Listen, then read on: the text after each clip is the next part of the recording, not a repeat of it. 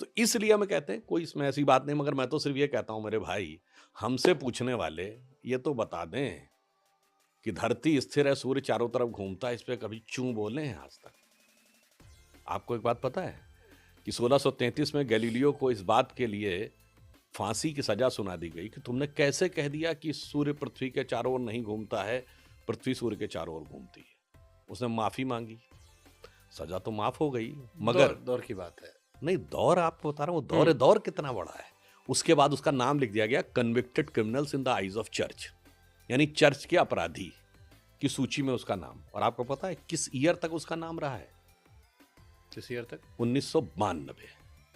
1992 pope John Paul second ने उसका नाम हटवाया, यानी जब मनुष्य अंतरिक्ष में पहुंच गया 1957, जब आदमी चांद पे पहुंच गया, मतलब पहला सैटेलाइट 57 में स्पुतनिक पहुंच गया, 61 में यूरी गैगरिन स्पेस पे पहुंच गए, 69 में आदमी चांद पे पहुंच गया, सैटेलाइट्स पहुंच गए, फिर भी उसका नाम convicted criminals in the eyes of church में था।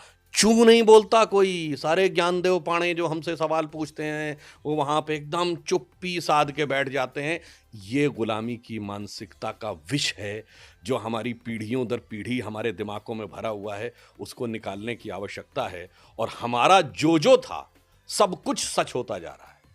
अब एग्जाम्पल के लिए कुंभ हो रहा है, तो क्या हम लोग, हमारी जनरेशन के जो लोग थे, जो 80 के दशक में बच्चे थे, क्या पढ़ाया जाता था तब तक कि Kumbh is on the, Prayag is on the confluence of Ganga Jamuna and the mythical Saraswati. Ganga Jamuna और काल्पनिक सरस्वती। आखिर में क्या हुआ? लेट 80s में नासा के सैटेलाइट पिक्चर में सरस्वती नदी का ट्रैक दिखा।